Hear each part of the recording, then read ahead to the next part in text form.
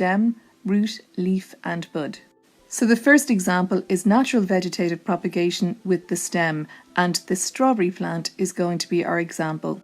The strawberry plant can develop these runner shoots that branch from the main parent stem.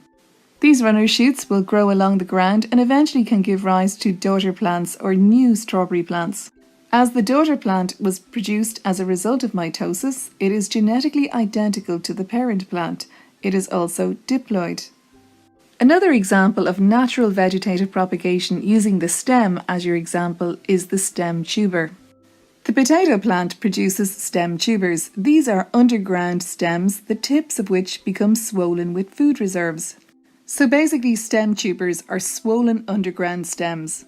The swollen food reserves at the end of these underground stem systems are the potatoes. When you leave potatoes for a few days, you'll notice that they start to develop these little growths known as eyes. In fact, these are the lateral buds giving rise to new shoots. So this is how these swollen tips of underground shoots, these potato tubers, can give rise to new potato plants.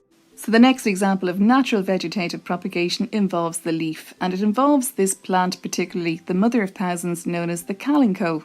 Some plants, like the calico, otherwise referred to as the mother of thousands, can develop these little individual leaflets or plantlets along the edge of its leaf.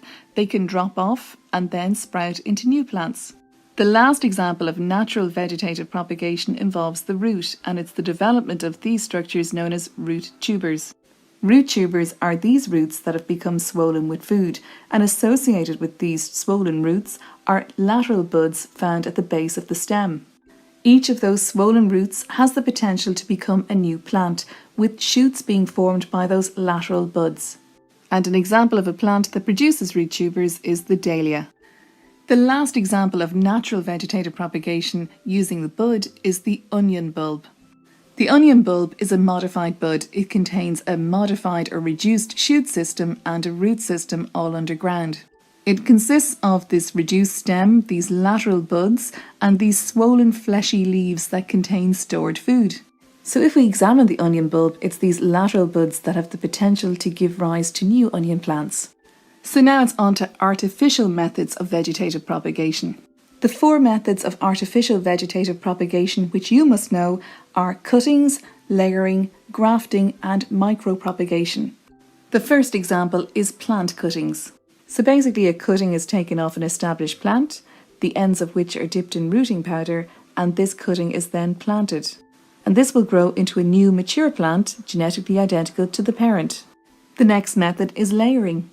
So layering involves taking a branch that's still attached to a parent plant, securing the branch so that part of it is below the soil and the tip is above the soil.